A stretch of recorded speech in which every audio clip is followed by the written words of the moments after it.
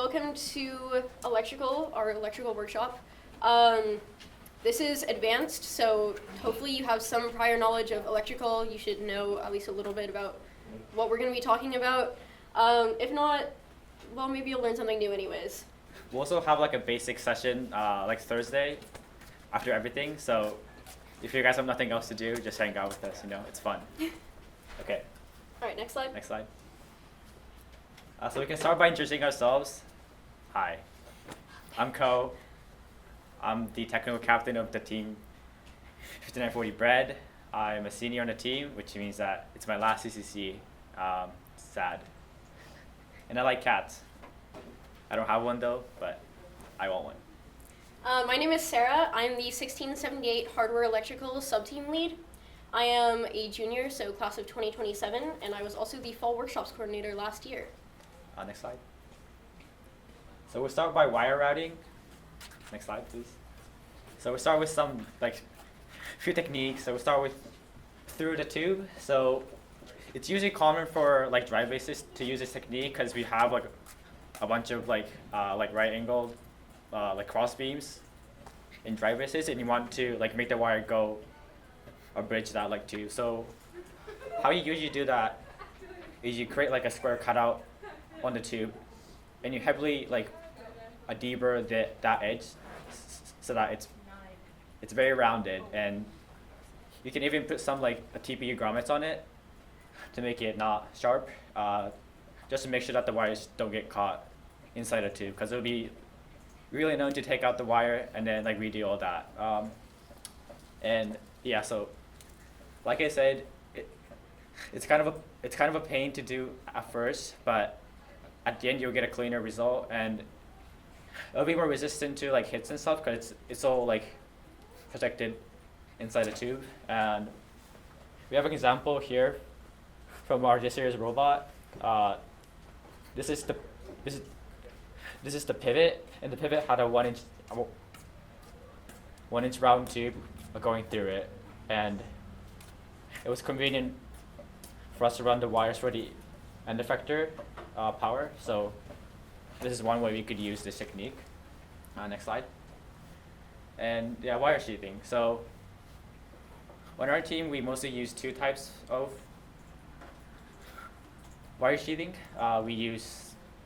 We call them Chinese finger traps, but they're also called expandable or closed. But there's also a split version of it, and the main difference is that with the split version, you can put them on the wires after you have finished wiring everything. So you can decide to put it on after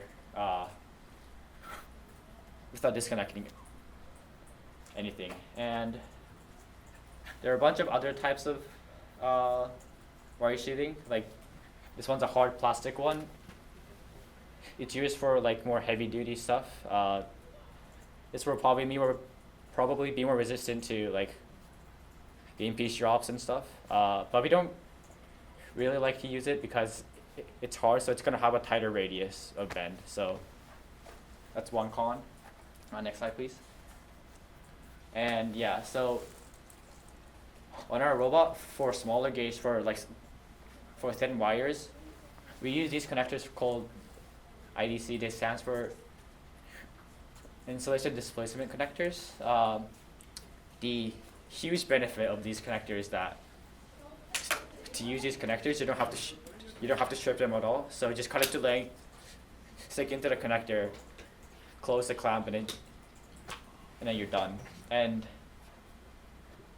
these connectors have two types of it. So there's the H version and the T version. And the T version makes it really easy to create branches on CAN and stuff. So for CAN, we mostly use loop topology, but we also use some branches to create CAN devices.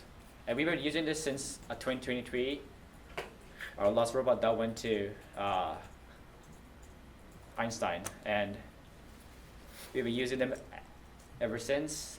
The only really main downside is that it's kind of hard to undo because these connectors have little tiny latches on each side that makes it kind of hard to undo. And I have some connectors, so if you guys want to like distribute them. Next slide, please.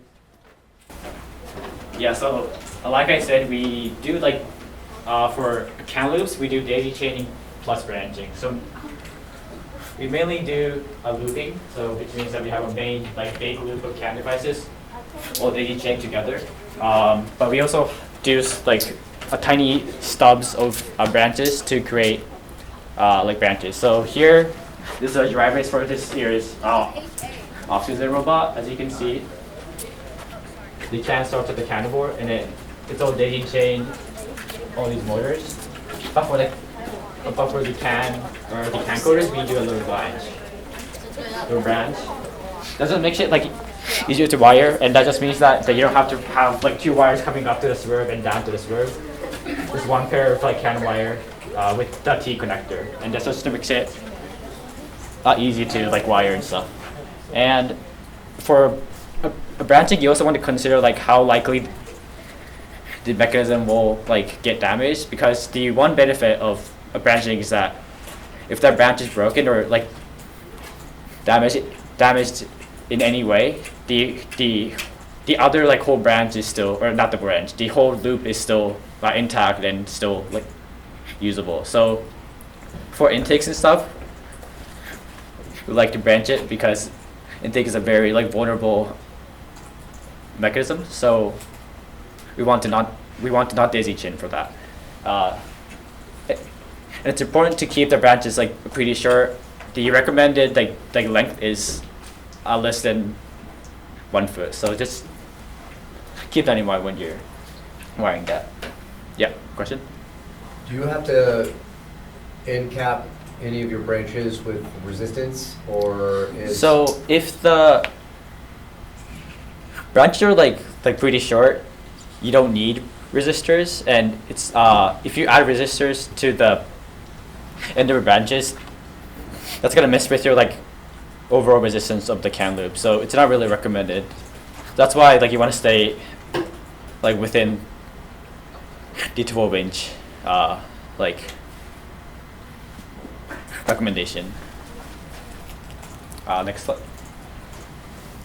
For planar wiring, we use CANivore to kind of like planar wiring, and that allows us to have like a smoother like execution when we're actually wiring the robot. So with the CANivore, we can like kind of simulate where the wire should go, and we do multiple drawings for like each level of wiring. So we do one for high current stuff, low current, CAN, and Ethernet. And this is when we decide if we want to either branch or daisy chain the motors. So we have some example drawings on the next slide. So this will be our high current stuff. So this is for the PDH pretty much, and this is for our like CAN coders and our radio. This is for our CANivore CAN bus loop. This is for our Rio CAN bus loop, and we have some like other drawings to kind of give us more idea of how we should wire this robot. Next slide, please. Okay, so service loops. These are like, so for our team, we like to use this kind of technique to like, so service loops are like, we cut wires intentionally like a bit too long, so that like afterwards when we want to maybe like move a component from one place to another, we have that like extra length to do that. And this also makes like it like easy to service. So let's say that your like crimp was bad, you can just cut it off and make a new crimp because of that like extra length that you had at the start. Next slide, please. So as you guys already probably know, we are like, there's mainly like, you can have like 2 types of CAN bus on the robot. You can have one starting at the Rio, but you can also like add one with a CANivore. The main differences is that I'll list these out, but basically the CANivore is like 10 times faster than the Rio, which means that the devices on the CANivore can have like more data delivered to them. So it's very useful for like drivers and stuff, which and having all the drivers motors be on the CANivore helps to have a more like accurate odometry and pose and like scoring. And for CANivore, you want to really stick with the 1 foot like limit, because since it's so it's so fast, the longer bands will actually like cause issues and will not work. But for what question? Wait, in what situations would you use like a Rio versus a CANivore, like on wiring the bot? So for like drive bases, Yeah. you want to put them on the CANivore because you want to send as much data as possible to drive bases. Okay. But for like a elevator like arm mechanism, where you just send like one like command to it to like Yeah. move to a position, like it's fine for it to live on a Rio bus because Okay. it doesn't need to like frequently communicate with the Rio. Yeah, wait, question? Is there a way to turn down the bandwidth on the CANivore, or is it stuck at 10 megabits? Not to my knowledge, but what would you like to do with the lower bandwidth stuff? Because then it could cover more distance, right? Yeah. I think the system core is like 7 megabit or 8 megabit, so we'll see how that goes. Oh, and the other thing with CANivore is that you can only have CGR devices on it. So if you guys are using like rev motors, so like Neos and stuff, unfortunately, you guys can't use CANivore. So, but yeah, you can use any devices on Rio. So that's one main difference. And with the CANivore, you're gonna have to have a extra USB connection like to the Rio. So on the other side, there's a USB-C connector, and that goes to this USB connector, which means that there's a like extra connection, and you want to make sure that that connection is solid and have a proper retaining method, so that it doesn't come out and don't die. Yeah, next slide, please. Okay, so there's also eChain, which is basically just like a good way to get wires from one place to another on a moving component. For example, an elevator would be a really good place to put eChain, because the wires need to be moving up and down consistently in a consistent pattern without getting caught on any moving mechanisms. So there are basically like a few different versions of eChain. First of all, there's the one-way eChain, which basically just means that one side is like flat, there's like a hard stop, and the other side can bend and move freely. It basically limits the range of motion so that, for example, if you're raising your elevator, the eChain isn't going to fly the other way and possibly get stuck when it comes back down. Something like that could happen. The bidirectional is really good for stuff like turrets, where it needs to basically go both ways or like multiple directions instead of just being one way. All right, next slide. Okay. Also, on each individual link, there's usually, two sides. So one is where you can open the back part, or there's like a slit or something where you can either push wires in, or you can basically open it fully and put wires in.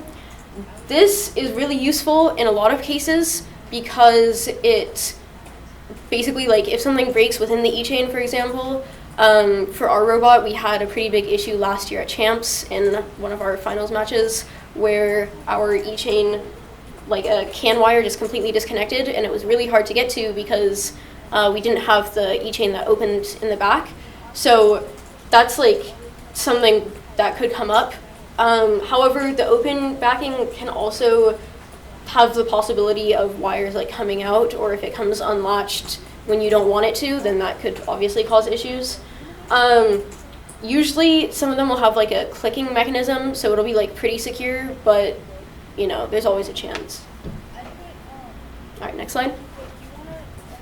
Okay, for 1678, some of the practices that we use for routing, especially, the red wires for power wires, the red wire always faces up so that it's easier to basically track like which is going where. We use bonded wires, so the red and black like stuck together.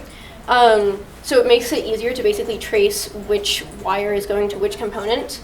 And then the smaller wires like CAN or like small power will go on top of those so that we can basically see like how things are being pathed around the robot without just like hiding a bunch of smaller wires underneath the big ones where you can't see it. Usually we try to do as many 90-degree angles as possible or like route as closely to the edge. So for example, in a belly pan, where there's like a bunch of tubes and stuff, you want to route like as closely to the edge as possible. This helps avoid getting in the way of other mechanisms that maybe you aren't thinking about, like if they're not mounted yet. But it also just helps it get out of the way of any possible areas where it could get damaged if like a game piece falls in or if something just comes loose. Yeah, so just like basically try and get it as clean as possible. It also makes it look nicer and makes it easier to trace. Next slide. Okay. Okay, some good oh yeah. Good question. If you're going to talk about this, let me know. How careful are you in trying to prevent potential interference by running high voltage and low voltage or data wires in parallel with each other as you route them around the bot? It's limited space, it can be hard to do. Do you have issues? Do you have a length limit that you try not to go over? Do you not care? It's never a problem and I've always worried about it for no reason? For 1678, we usually try and keep our wires like as close together as possible generally, but we don't worry too much about like the distance or stuff like that. It's more just like as long as the wires are kind of in like a clump together, that makes it like better so that it's like easier to get out of the way of things.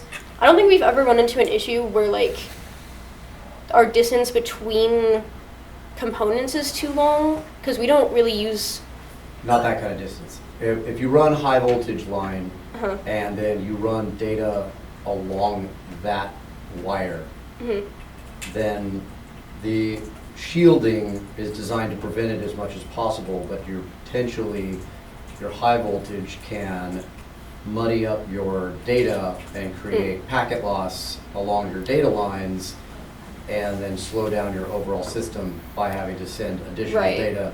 So we usually try to keep our data lines not running parallel to our high voltage lines for very long. I see. For a little bit, it's not too bad, but I might worry about it too much. We never had those kind of issues. We never really like took that into consideration when we're actually wiring the robot. I think the fact that a CAN is a differential like signal or like protocol, I think that helps with that a lot, I think. Yeah. We also have never run into any issues with that. Cool. Alright, so some good practices that we do on our team, both teams, to increase the reliability of the field, of the robot on the field. Next slide, please. So we'll start with the main breaker cover. On every robot we build, we try to have this like a very simple like 3D print to cover the red button on the main breaker, like just to make sure that the red button like doesn't accidentally get pressed by like a dropping core or anything like that. We have seen like teams like we have seen this happen to other teams, and we would recommend you guys to add this simple print to increase your reliability. Next slide, please. And hot gluing connectors in general, for Ethernets, we add a little bead of like hot glue underneath the tab, just so that the tab can't get pushed down and pulled out. And the bead is like small enough to be able to be removed when you actually want to disconnect it and maybe like flash a radio at a competition or something. And we also do this for like PWM connectors on a Rio, just between the edges of the connectors. Next slide, please. And before we send the robot to matches or like matches, we want to always make sure to add a zip tie through the SP50 connectors, just to make sure that the batteries can't pull out and be dead on the field for the rest of the match. This is like a very simple thing to do, and it doesn't seem necessary maybe, but we have seen this happen to teams on the field, and we decided to implement this. Yeah, next slide please. Okay. For zip ties in general, obviously zip ties are a really big part of electrical for routing and for other purposes. Usually, at least on 1678, we try and get a zip tie, especially in large bundles, around like every 2 to 3 inches, just to make secure it to something. It doesn't even have to be like something that's like the most stable. It just has to be like something that will keep it either like against a wall or to itself. If you're sheathing the wire, then there should be a zip tie like as far as possible on the ends of the sheathing so that it stays on and so you don't have any like fraying on the sheathing.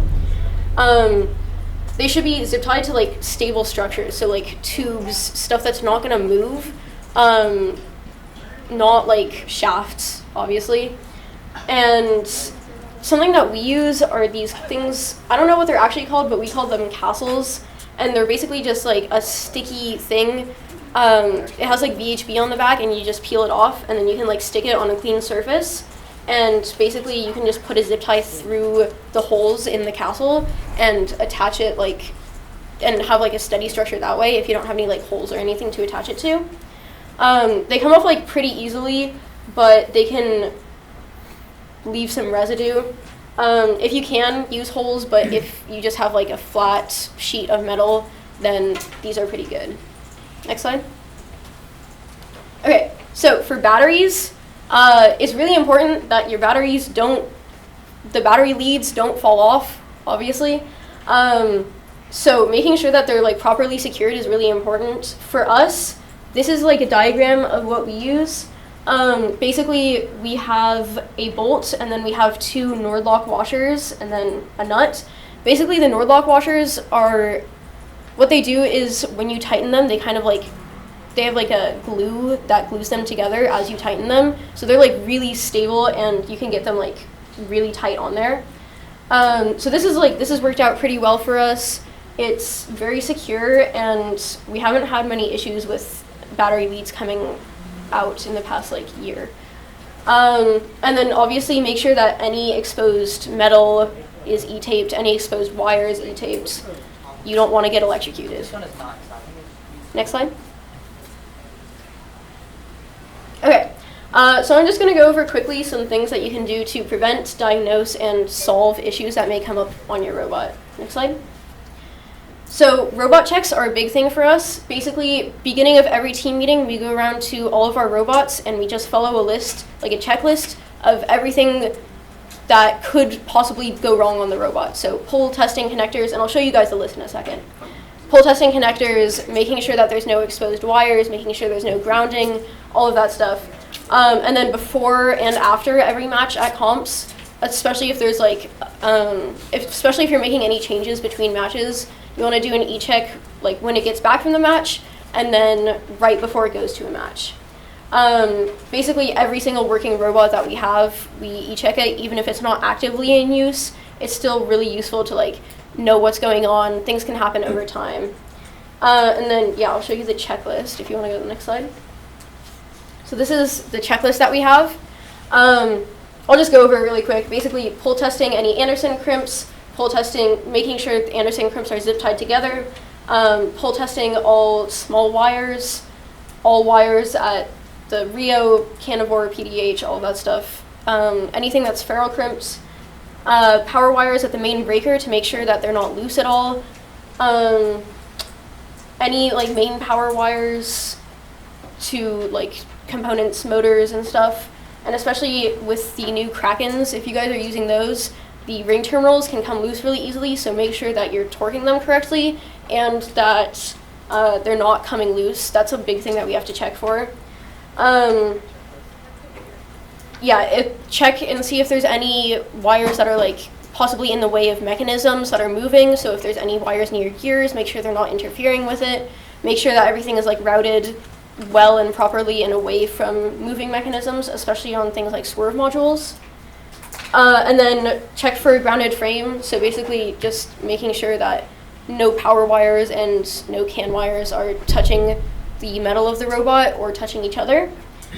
And then basically just power on the robot, make sure everything is working properly, all the components turn on and are connecting. All right, next slide. Okay, so for CAN issues, usually the things that we check for are if there's a CAN coder or a motor that's showing a certain blink code or like a pattern of blinking, you can check to see, they have like a blink code thing on the CTRE website, I believe, so you can see like what's going on.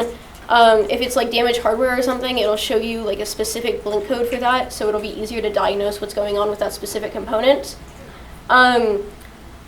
If you can't immediately diagnose it with that, check for patterns. So if it's something on your elevator, does the issue only happen when you raise your elevator, or when you turn your pivot, or when you intake something? And you can like very easily check where it is on the robot by just testing when these issues come up. And then look at like which area of the robot is affected. So if like only half of your CAN loop is down, then you can probably assume that it's on that half of the CAN loop. And then, yeah, obviously check for any loose connections, exposed wire, grounding around the area where you figured out where it is. Next slide. Okay, and then basically test continuity with CAN loop is pretty important, especially if you're not using the branching system. Basically, you can use this on like Krakens or CAN coders, anything where like there's exposed wire that you can get to. Just like take a multimeter, put one end to one side of the wire, one end to the other side. Just test continuity like from the beginning of the loop to the end of the loop. If it's like a little bit iffy, if maybe it's not like fully continuous, then you can kind of just keep cutting the loop in half, I guess. So like find a component that's like halfway through the loop, and then test that to the end of the loop, see if it's in that half or in the first half. Check if there's like unusually high resistance between anything, and then check with your software people to see like what's going on their side, if they can get any error messages or if there's anything unusual on logs. Next slide.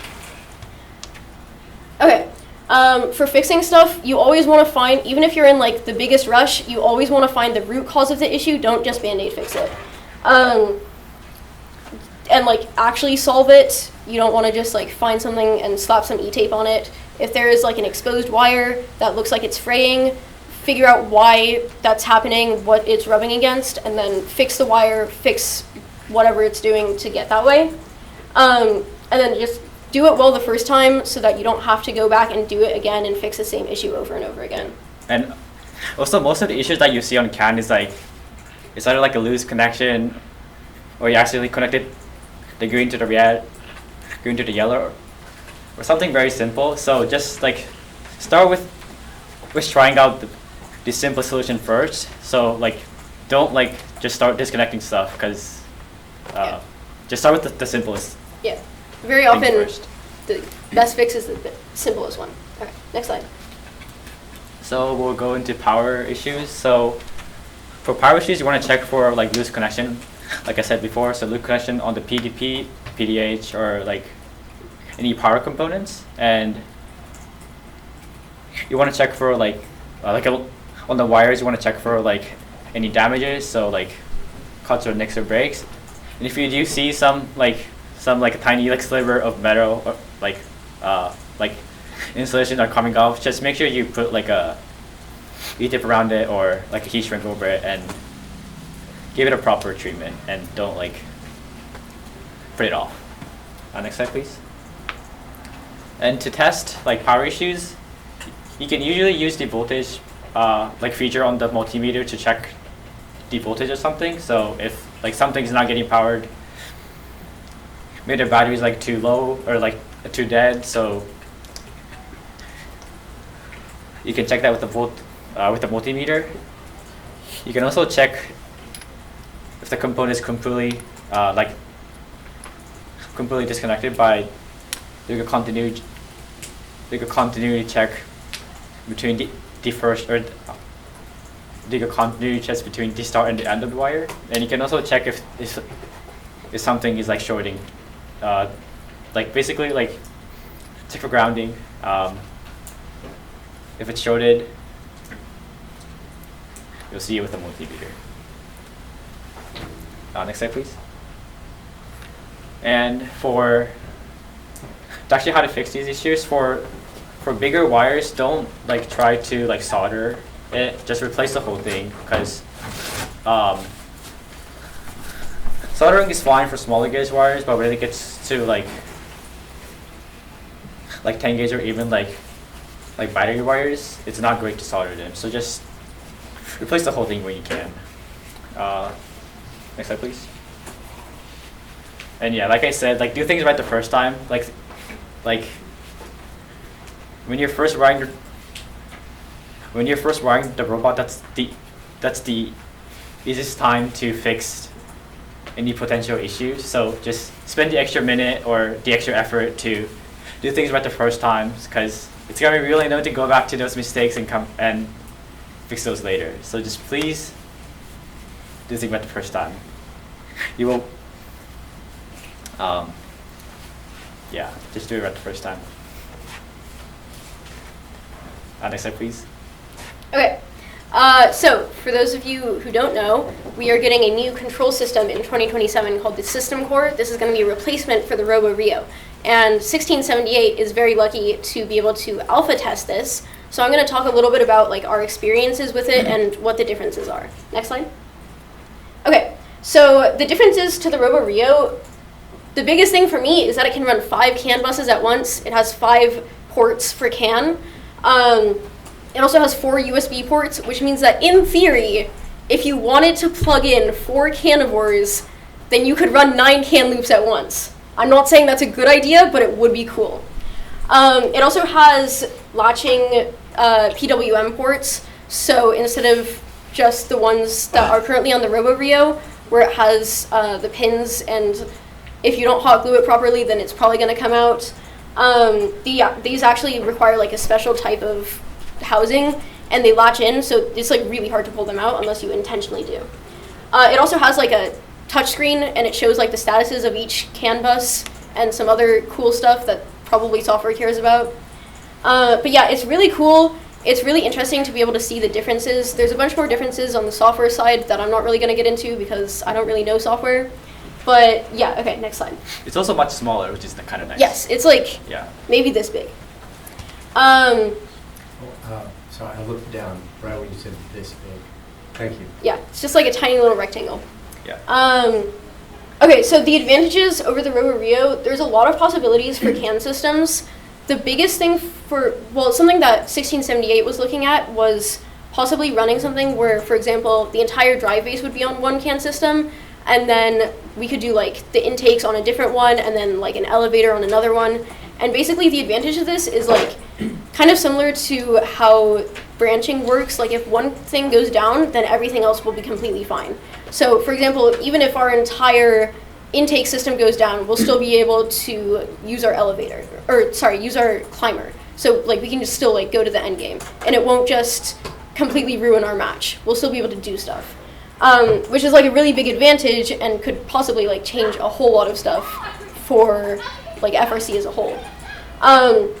Diagnosing issues is also a lot easier because it shows you like, for example, if you're running like 3 different CAN buses, then you can see exactly which one went down, and you can get specific errors for that one. Something else, it's like a lot faster in our experience. I think it takes like 3 seconds to reboot robot code, whereas on the Rio it can take a lot longer. Also, kind of smaller, but the PWM housings for like sensors and stuff like that, there's like a very low chance of them coming out because they're like very locked in. So that's really nice as well. Next slide. Okay, and then for our experience, so far we've been unable to experiment with the like new CAN system and like running multiple buses. Mostly this is because we just wanted to get it working as quickly as possible and make sure that like we could run it and test it at events. So what we ended up doing was basically just transferring over what we already had on the Rio to the system core instead of creating like a whole new CAN system, which it's worked out fine. The only thing is we haven't been able to experiment with some of the stuff that I want to experiment with the 5 CAN buses. I think it'd be really fun. But it does seem really promising. It opens up like a lot of possibilities, and it seems like it's going to be a lot better than the Rio. A lot of the like slowness of the Rio is completely canceled out. Yeah, so this is our second competition that we're running our system core robot at. We also ran it at Chesy Champs, and we've had like pretty minimal issues. We only ran into one kind of major one, which was that we ran out of storage on the system core and it didn't like auto clear it. But yeah, other than that, it's like really good. Next slide. Okay. Please fill out this quick survey about fall workshops. We're just having all of our fall workshops people do it.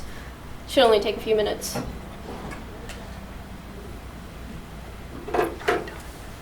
Okay, so if you guys have any other questions that you guys want to ask us, please go ahead. We can stay here until 8, so we're all free. And if you guys like actually want to use IDCs on a robot, I can give you guys the links to the websites that we use to get them from. So yeah, thanks for listening, guys.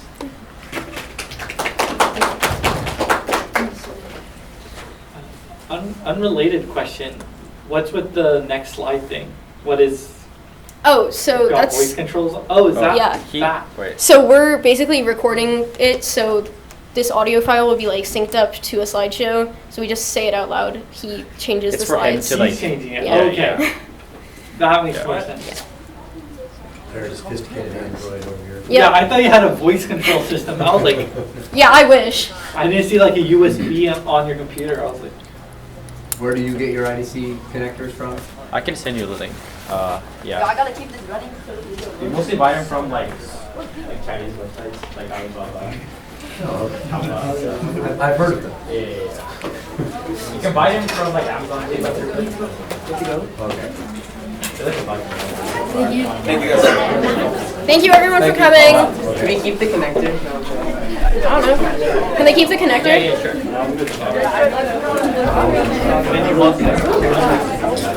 you want the connector not work?